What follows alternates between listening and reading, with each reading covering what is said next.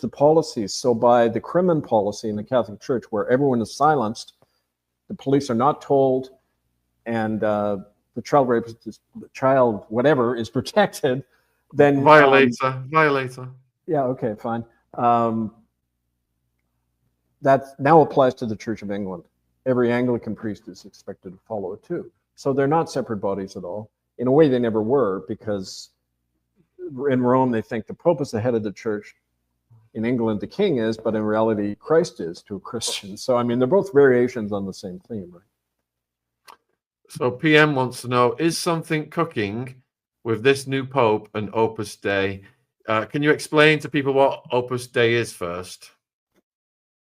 Yeah, it means the works of God, which is funny. They mean the works of Satan. But it was a secret cult, a militaristic cult that started 19th century, mid-19th century, I believe. And they're behind a lot of the military dictatorships around the world. You often see Opus Dei members. When Bergoglio was Archbishop of Buenos Aires, he was friends with the guy who set up the death squads, José López Rega, who was an Opus Dei member. They went around and killed anybody who the military junta didn't like. They would take priests and nuns, throw them out of helicopters into the ocean. Well, Bergoglio stood by and did a PR job for the military junta. Well, that was all Opus Dei stuff. I believe most of the generals were members of Opus Dei.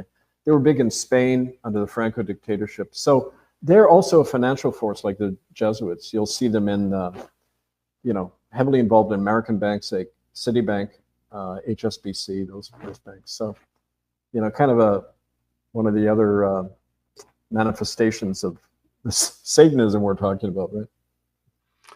So Luke wants to know, is the Pope not only the head of the Roman Catholic institution, but also a sovereign king over a nation state? No. Nation states, there's 4 definitions of what a nation state is under the Montevideo Convention of 1933, international law.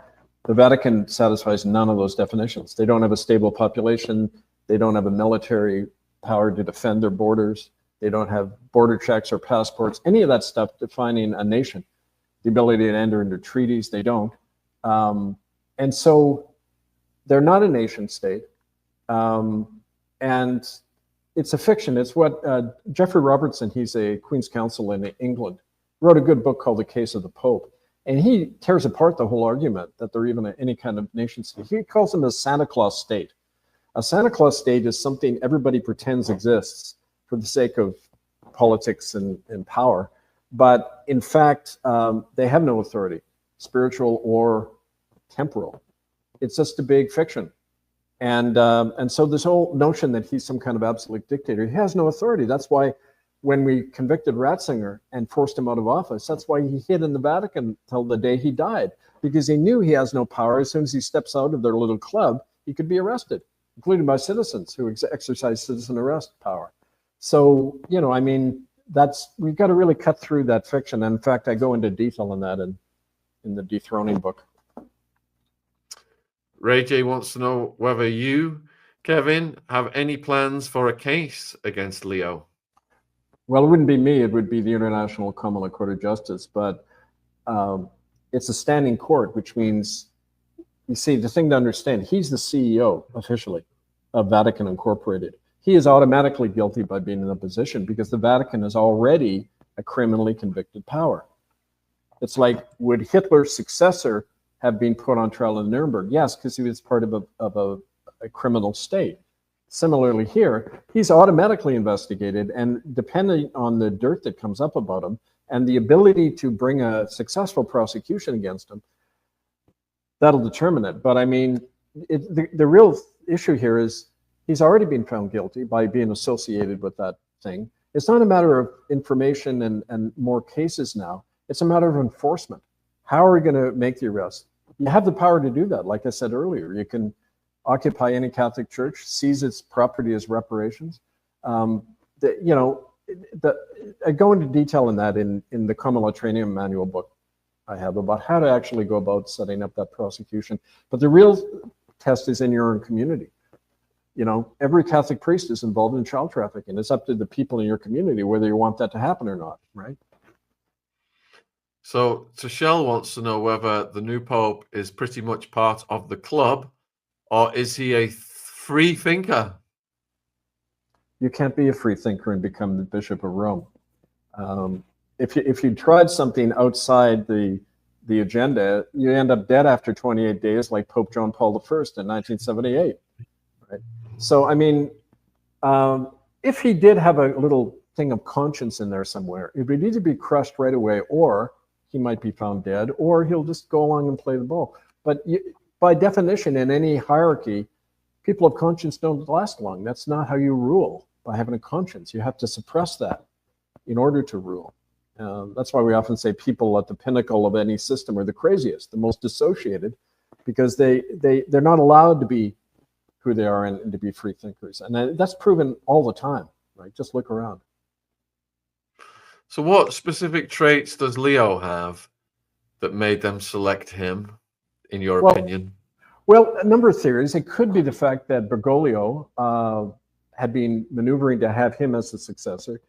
I mean, don't forget, this guy went from a bishop to a cardinal like that about not even 2 years ago. Just put in.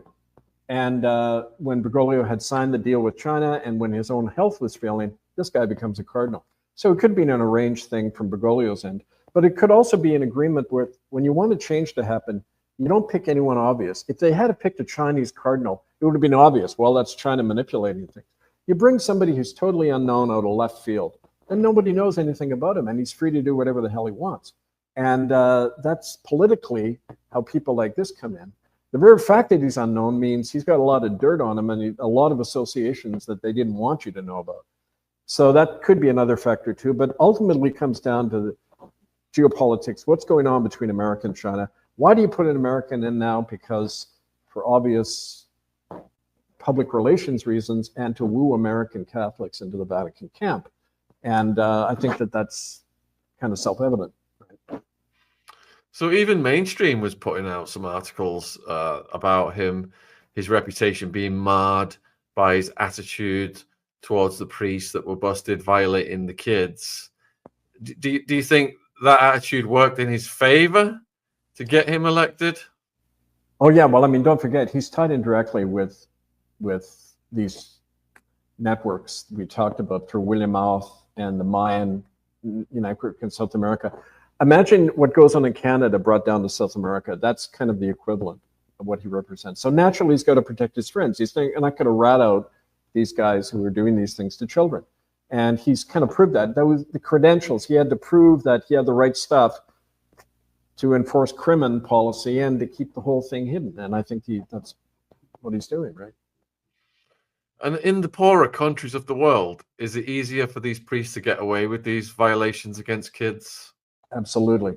It's if you think it's easy in a place like England or America, where the law is on their side to do whatever they want to children, you know, in a war-torn area or a poverty-stricken area, I learned this when I was in Guatemala and Mexico. It's open season, you know, and parents sell their own children to survive. I mean, that's why they're so. I think that's why the Church of Rome is so big in Asia and Africa and South America, because they can prey on people there more effectively, right? And you know, there was an interesting study done as in Mexico, as people became more affluent, they went to church less. But the people who are in the Catholic churches are always the poorest. You see this, you know, the poorest people are going to the Catholic Church because there's nothing in your life to believe in. You got to believe in this fanciful, you know, tale you're given that if you play along, you'll go to heaven if you play in our club. And as people gain ability to support themselves, the fear goes away. And fear and religion, and I think they've proven this in studies, the same part of the brain responsible for fear and aggression, it's also tied into the religious impulse, right? The kind of the ecstatic desire to believe in that. And it's not accidental. It's a fear-based system, religion, right? Good grief, Kevin. You know, my baby Ziggy here, he's not even 2 years old yet. And what you said there about parents just selling the kids up, giving the kids up to the church, babies. Oh, that just made me feel absolutely sick. Are these parents just naive, idealistic, have faith in the church, or do they know what's going to happen to these kids? Oh, they know. I mean, everybody knows. But if you're going to be able to feed 3 of your kids by giving up one of them, what are people going to do? I mean, the choices of the destitute are something it's hard to understand unless you're there, and yet that's just fed off, of course. That's really upset me. All right, so Lakey says, Pope Francis's death on Easter Monday, was it faked or timed by the Vatican for symbolic reasons? It's a big show. It's always designed for a psychological impact, right?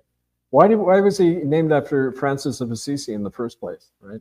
I mean, you know, we had to clean up Ratzinger's mess, so we got to bring in a saintly guy who was, you know, and you know, it's just so obvious that all we have to use is our common sense, and we can see through these lies, right? Yeah, and I just want to thank the viewers for keeping all the questions on point tonight. The questions just got so weird last time.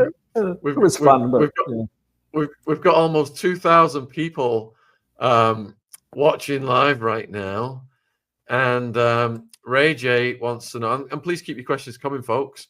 Ray J wants to know, what does Kevin think the next few years will show or hide?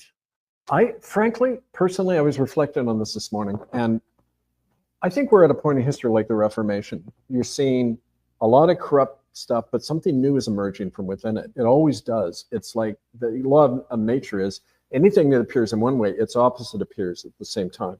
And we're seeing all over the world this thing I talk about, right? Sovereignty, spiritual, personal, political sovereignty. And that means we're going to see more and more of a opposition and also breaking away happening in the Church of Rome. Like they always portray themselves as this unitary monolith. It isn't. It's breaking up all over the world. I worked with a group of Catholic priests in Ireland called Not in Our Name, and they'd all split off. You don't hear from them because the media censored out all this stuff. The Vatican owns a lot of the media, but they had said, okay, we're going to just be our own congregations. We're not going to have anything to do with Rome because of its corruption and crimes and everything. We're just going to go our own way. And you're going to see that. You see that happening all over now. And you're going to see more of that. It's going to get worse and better all at the same time. And we then have a choice. It's a good time because then people more and more are going to have to make a choice. Where do you stand, right?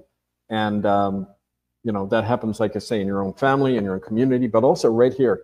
You're going to make a choice right here. Once you know the truth, are you going to serve the evil anymore or get on board with the new rising alternative that I hope in some way our work embodies? And, you know, so that's why I say, look at the bigger picture and stay strong. You know, we wouldn't have survived all these centuries of corruption and murder unless we had an innate goodness and reason in all of us. And that's what we have to appeal to more and more, you know. Let me respond to this one. So M is saying, I am a Catholic. Please stop the bashing. I am a Catholic as well. I was an altar boy, raised Catholic. You know, my grandparents are very religious when I was a child. My sister turned her bedroom into a shrine, like an altar, with all of her religious artifacts. And we're not bashing. There's good and bad in every institution. And to protect kids, we've got to shine a light on the bad. And it's a fact that the Catholic Church houses one of the biggest rings in the world of adults who violate kids. It's a fact. It's and if you've watched, if you looked at the criminal cases, these priests, the Catholic Church brings in these fancy lawyers. They just move the priests around to different jurisdictions or different countries to avoid prosecution, and they end up with hundreds and hundreds of victims. It's absolutely disgusting. Well, it's so you know, and I would say to the person who wrote that, no, I do not respect a faith that is involved in these crimes and that violates and denies Scripture and the lives of children all the time, and then persecutes people who try to expose it. That's nothing to be respectful. You can have whatever faith you want as long as it doesn't harm another human being. And I don't understand why that's so difficult to get. And I don't understand how people who know that can put money in a collection plate and directly fund these child killers. So that's something you have to ask in your own conscience. And whatever that has to do with Jesus, you tell me, because I don't see any connection. Just think that money going into that plate could be paying for a fancy lawyer to come and protect one of these child violators so they can just get a slap on the wrist and commit more crimes. It's absolutely disgusting. And unless we shine a light on this, there's just going to be more and more victims, and it's got to stop. So Chris wants to know, what are the daily day-to-day responsibilities and duties of the Pope?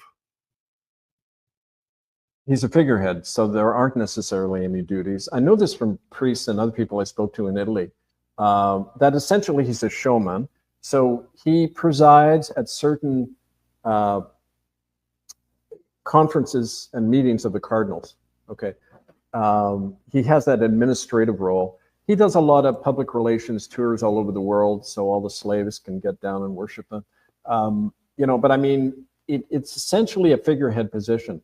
And like I mentioned, the real power in the Rome, in the Vatican, Pietro Parolin, he spends a lot of the time at the center of power, not like this guy. This guy is not at the center of power. And so, you know, that's kind of a short answer. So Angela wants to know, who are the higher up people that control the Vatican? Well, spiritually, the father of lies, Satan, I believe. And politically, and in terms of this world, it's their bankers, it's the College of Cardinals, and it's their connections with various governments like China and that. I mean, like we showed in China, it's run by a joint committee of the Chinese government and the Vatican. So, I mean, in a nutshell. So Franz wants to know if you think this Pope will continue to be involved in moving around and covering up kids, covering up priests who violate kids. He has to. It's the policy that he do so. Crimen Solicitanis. Read it. Go to murderbydecree.com. Read in the appendices, one of the appendices there, the entire policy. Every Catholic in the world, not just every clergy and every cardinal and pope, but every Catholic in the world, and this is again addressed to the previous person who objected about us taking on her church, she is expected to enforce crimen, which means if you know of a child being raped, you're not to protect that child. You're to protect the church, not the child. And you can't tell the police. That's a criminal conspiracy. I mean, imagine if the mafia was doing that. The mafia is saying, we have a policy that any, you know, Italian child raped, we're not to tell the police. They'd be immediately arrested. Well, how come they get to do it? Because they have a cross on their building. It's crazy that this guy's in plain sight being elected. He's got a history of doing it, and you know he's probably going to continue to do it. It's like they just don't care. So AE is asking, how do we go about dismantling this corrupt institution? Well, we outline that actually, the back book of, right at the back, we say a plan of action. It happens on different levels. First of all, don't attend. Get your friends not to attend. Don't give money if you do. Join our movement. We have, in 9 countries now, we have campaigns. It's called Banishment and Reclamation. And it came up an indigenous idea that we just go into the churches, take them over. They've been banished from these 9 countries. And like in the Republic of Canada, we have a policy, the Catholic, Anglican, United Churches aren't allowed to operate on their territory. They're convicted criminal bodies that harm children, harm the community, defraud and steal money from the community. And so they're not allowed to operate. So you can do that from the grassroots. That's how you deflate a system, right at the grassroots. But also you can make this an issue politically. You can say to your politicians, stop giving tax exemptions and any kind of privileges to the Vatican, nullify your diplomatic relation, expel the papal nuncio. It's all described in Dethroning Rogue Power, but also murderbydecree.com. But most importantly, write to us and we can get you involved in that campaign. Yeah, because you're asking, James is asking, how can he join your movement? So with the links in the description box, people can contact you, can't they? Yeah, angelfire101 at protonmail.com is the best way. And there's other links that Shaun has up. So Claudia wants to know, do you know who the other 2 papal contenders were? There are a number of them listed. Pietro Parolin was in there. Yeah, they had to put him in. Just kind of for appearance sake. There was a Chinese fellow, I forget his name, and also Geraldo Lacroix, the Ninth Circle guy in Canada we talked about last time. Okay, so Hazel wants to know, does the Roman Catholic Church brainwash people from childhood by ritual and repetition? Yeah, and well, Shaun, you could probably answer that better because you were raised in the cult, but I never was. But it's also the underlying fear of damnation, going to hell, and you're incomplete without the sacraments. You know, you're incomplete without us. It's that you know, childhood dependency that they never change, right? Yeah, and I was